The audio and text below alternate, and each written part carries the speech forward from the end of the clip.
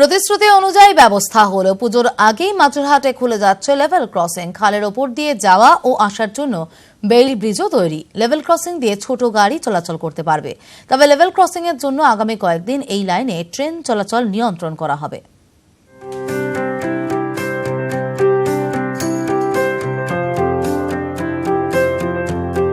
কিভাবে বিকল্প পথে মাঝেরহাটে যান চলাচলের পরিকল্পনা প্রথম তুলে ধরেছিল নিউজ 18 বাংলা।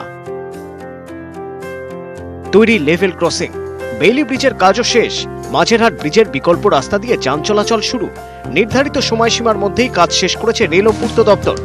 মাঝেরহাটের বিকল্প রাস্তা হিসেবে বেছে নেওয়া হয় আলিপুর এভিনিউকে। বিকল্প রাস্তা তৈরির পরিকল্পনাতেও বদল আসে। খালে হিউম পাইপের পরিবর্তে বেইলি ব্রিজ আউটলিফটিং করে ব্রিজ বসানো হয়। যাওয়া ও আসার জন্য দুটি ব্রিজ। 20 দিনেই বেইলি ব্রিজ ও লেভেল ক্রসিং বসিয়ে আলিপুর ও নিউ আলিপুরের মধ্যে সংযোগকারী রাস্তা তৈরি করা হলো। শুক্রবার থেকে তা খুলে দেওয়া হচ্ছে জনসাধারণের জন্য। লেভেল ক্রসিং এর কাজও শেষ হয়েছে পরিকল্পনা মতোই। রেল লাইন সংলগ্ন পাঁচিল ভাঙা হয়, ওএফসি কেবল সিগন্যাল পয়েন্ট সরানো হয়, ইন্টারলকিং পদ্ধতিতে জোড়ার কাজ হয়। মাঝেরহাটে জট ছাড়াতে সমন্বয় রেখে কাজ করেছে রেল ও রাজ্য। সমন্বয় বাড়াতে শিয়ালদা মাঝেরহাট বেশ কিছু ট্রেন বাতিল হয়েছে। 70 জোড়ার বদলে 52 জোড়া ট্রেন চলবে। বেইলি ব্রিজ ও লেভেল ক্রসিং চালু হওয়ায় বেহালাবাসীর ভোগান্তি অনেকটাই কমবে। নিউ আলিপুরের ভিড় এড়িয়েই মূল শহরে যাতায়াত চলবে। নিউজ 18 বাংলা।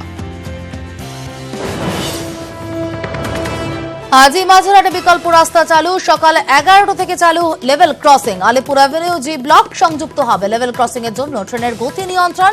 শিয়ালদা বদবদ শাখার ট্রেনের গতি নিয়ন্ত্রণ করা হবে। ভেঙে পড়া ব্রিজের পাশে শীঘ্রই চালু ওয়াকওয়ে। সকাল 11টা থেকে চালু হবে লেভেল ক্রসিং। আজই মাঝেরহাটে বিকল্প রাস্তা চালু।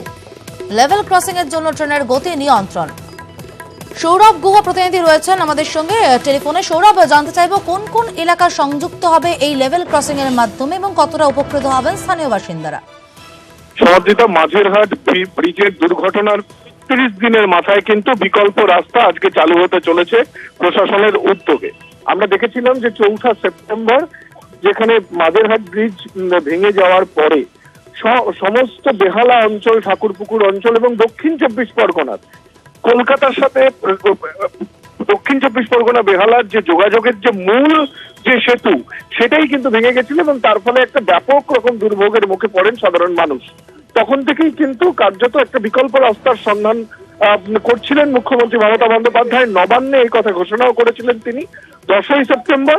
তারপরেই কিন্তু রেলের কাছ থেকে অনুমতি মেলে 16ই সেপ্টেম্বর এবং তারপরেই কাজ শুরু হয় এবং যুদ্ধকালীন তৎপরতায় যে কাজ হয়েছে 36 দিনের মাথায়, ঘটনা ঘটবার 36 দিনের মাথায় আজকে কিন্তু সেই রাস্তা চালু হচ্ছে। নিঃসন্দেহে দক্ষিণ 24 পরগনা ডায়মন্ড হারবার রোডকে যারা ব্যবহার করেন কলকাতার সাথে, কলকাতায় সংযুক্ত হওয়ার জন্য, তারা কিন্তু এই বিকল্প রাস্তা পেয়ে নিঃসন্দেহে উপকৃত হবেন। তার কারণ মাঝেরহাট ব্রিজ ভেঙে যাওয়ার দরুন এক ব্যাপক রকম দুর্ভোগের মুখে কিন্তু পড়েছিলেন বহু অঞ্চলের মানুষ। সমাদৃতা, ধন্যবাদ সৌরভ।